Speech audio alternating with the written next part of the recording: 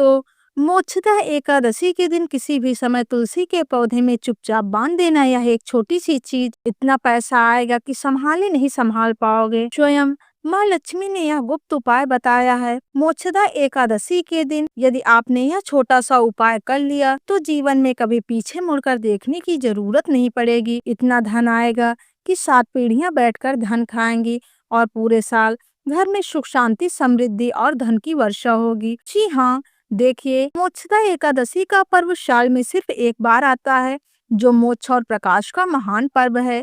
जी हाँ, कहते हैं कि इस दिन स्वयं माँ लक्ष्मी धरती पर आती हैं और अपने भक्तों के दुख दूर करती हैं। उन भक्तों के घर में प्रवेश करती हैं जहाँ साफ सफाई रहती है, जहाँ पवित्रता रहती है।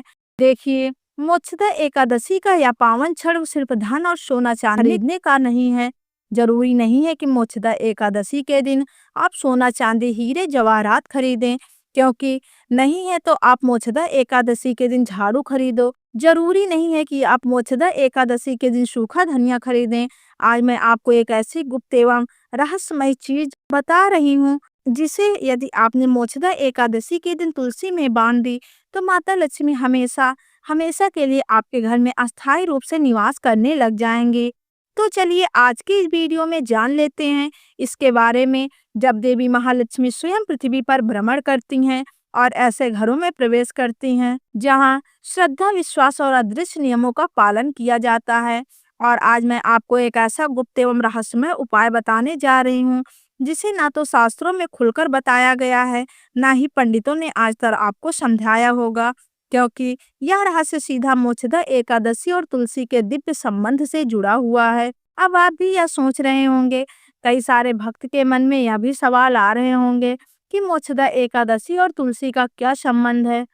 तो वही संबंध आज मैं आप लोगों को बताने जा रही हूँ। देखिए, इस उपाय को प्राचीन समय में सिर्फ बड़े बड़े विशिष्ट महाज्ञानी एवं संत ही करते थे और उन्होंने यह उपाय सिर्फ अपने चेलों को ही दिया था। तो आप बड़े ही भाग्यशाली हैं कि स्वयं माता लक्ष्मी ने यह उपाय सुनने के लिए आपको चुना है। तो जिसके आंगन में तुलसी है, जिसे विष्णु प्रिया कहा गया है, यह वही तुलसी है जिसके आंगन में दीपक जलता है तो पीढ़ियां तक धन प्रवाह होता है। लेकिन आप में से कितनों ने कभी सोचा है कि तुलसी सिर्फ एक पौधा नहीं है।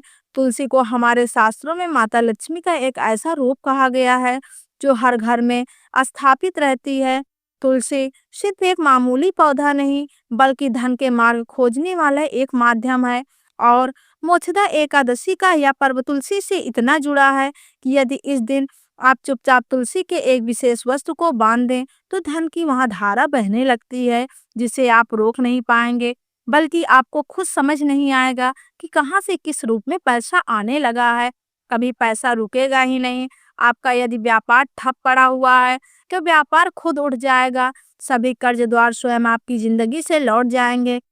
कभी अचानक कोई भूला बिसरा पैसा आपको मिल जाएगा। अब यह मत सोचना कि मैं यह वस्तु तुरंत बता दूंगा, नहीं, क्योंकि यह कोई सामान्य उपाय नहीं है। यह वह अमोघ विधि है जिसे करने वाले की किस्मत उलट जाती है। और पहले समझो कि मोक्षदा एकादशी और तुलसी के बीच संबंध क्यों है, क्या है और कैसे है। मोक्षदा एकादशी की रात को जब दीपक जलाए जाते हैं तो उसमें समांतर तुलसी के आंगन में बैठा एक सूक्ष्म ग्रह शक्ति भी सक्रिय हो जाती है। हमारे घर की जो तुलसी होती है उस घर में माता लक्ष्मी का वास होता है। उस तुलसी के पौधे के अंदर माँ लक्ष्मी साक्षात विराजमान रहती हैं।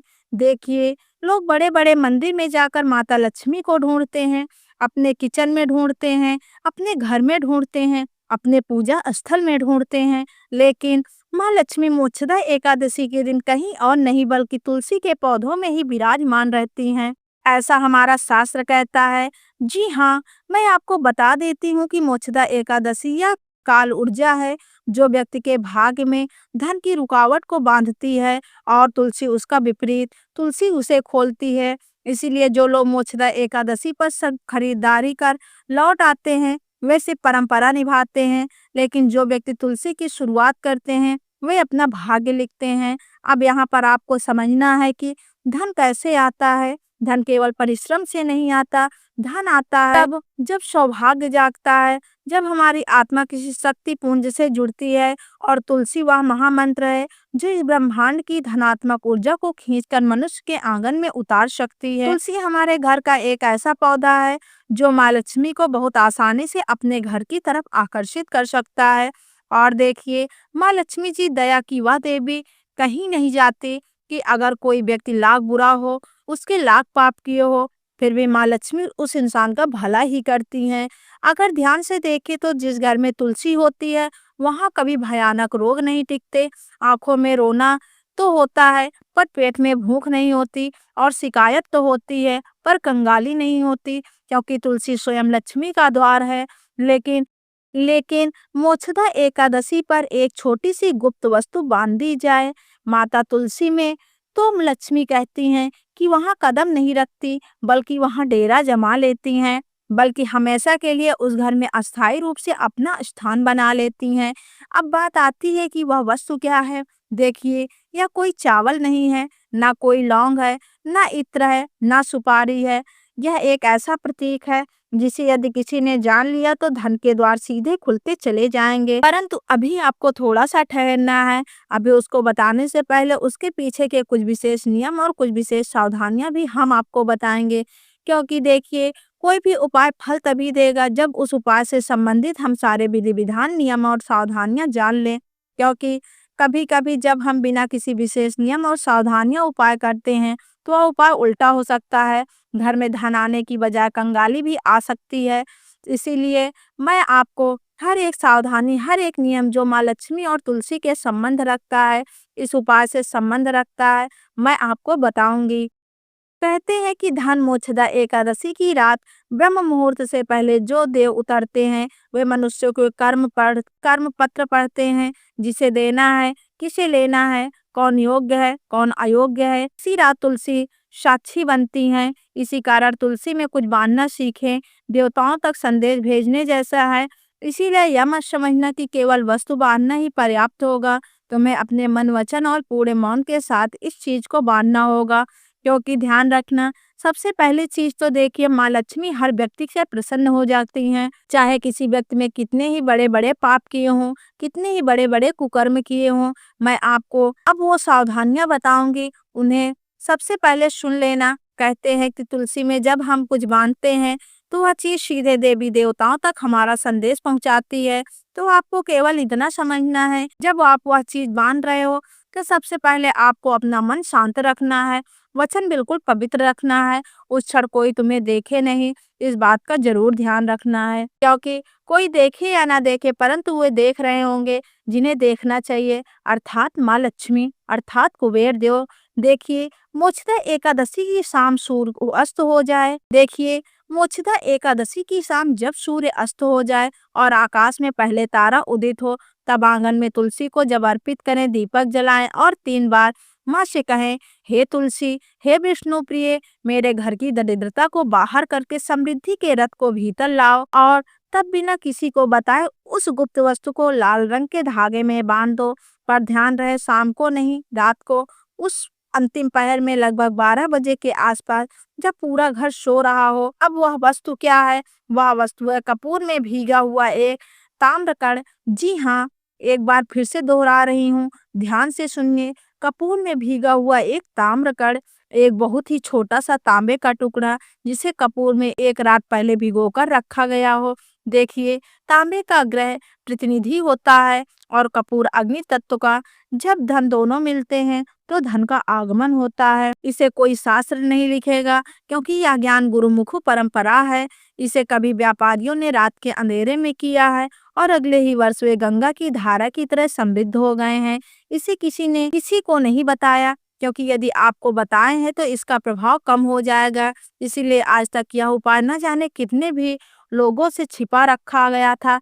पर ध्यान रखें, तांबा इतना ही होना चाहिए जितना मात्र एक चने के दाने से छोटा हो। यदि अधिक हुआ तो शरीर में क्रोध की अग्नि प्रज्वलित होगी, कम हुआ तो प्रभाव नहीं आएगा। देखिए, अब उसे कपूर से कैसे भिगोना है, यह सबसे पहले मैं आपको बताती हूँ, क्योंकि उपाय की शुरुआत ही इस चीज से हो रही है। उसे कपूर में भिगोकर कैसे रखना है? देखिए, कपूर को एक मिट्टी की कटोरी में रखें अगर मिट्टी की कटोरी नहीं है तो आप दीपक का प्रयोग भी कर सकते हैं। सबसे पहले आपको एक मिट्टी की कटोरी या दीपक लेना है, उसमें तांबे को उसके बीच में दबा दें और उसे स्वयं नहीं छुए, चिमटी या चंदन की लकड़ी से उठाएं।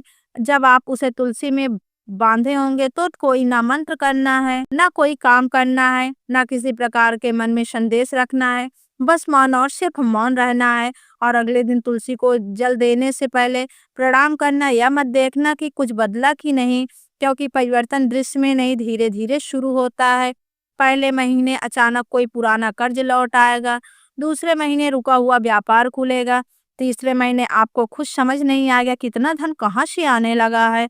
कभी कभी धन पशु वाहन संतान के रूप में आता है, लेकिन यहाँ पर सीधे भौतिक धन की धारा खोलेगा।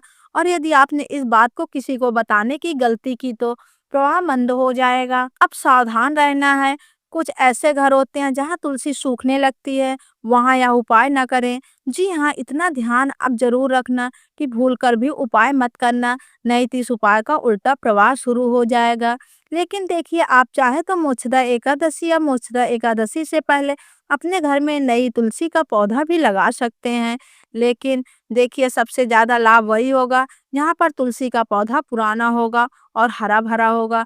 तो सबसे पहले तो आपको तुलसी घर में नहीं सूखने देना, और सूखने लगती है तो वह उपाय न करें, क्योंकि यह पहले दोष परिमार्जन आवश्यक है। परंतु यदि तुलसी हरी है, जीवित है, मिट्टी नम है, तो वह तैयार है आपके सौभाग्य की रक्षक बनने को। वह तैयार है माँ लक्ष्मी को आपके घर में आकर्षित करने को। यह उपाय किसी भिखारी को करोड़पति बना सकता है, किसी व्यापारी को सम्राट बना सकता है, किसी परिवार की कुल दरिद्रता को मिटा सकता है। परंतु लालच में मत करना, भय से मत करना और मजबूरी में मत करना, विश्वास से करना। अगर हम कोई उपाय कर रहे हैं और उस उपाय को करने से अगर हम किसी भी को बुरा सोच रहे हैं, किसी प्रकार का लालच रख रहे हैं, किसी की कामना रख रहे हैं, या उपाय को करते समय यह सोच रहे हैं कि उस व्यक्ति के साथ बुरा हो जाए, किसका बुरा हो जाए, तो उपाय का भी लाभ नहीं होता। तो दोस्तों, आज की वीडियो आपको कैसी लगी कमेंट करके जरूर बताइए। वीडियो अच्छी लगी हो तो वीडियो को लाइक करें, चैनल को सब्सक्राइब करें और कमेंट बॉक्स में जय माता लक्ष्मी, जय श्री हरि विष्णु अवश्य लिखें। धन्यवाद।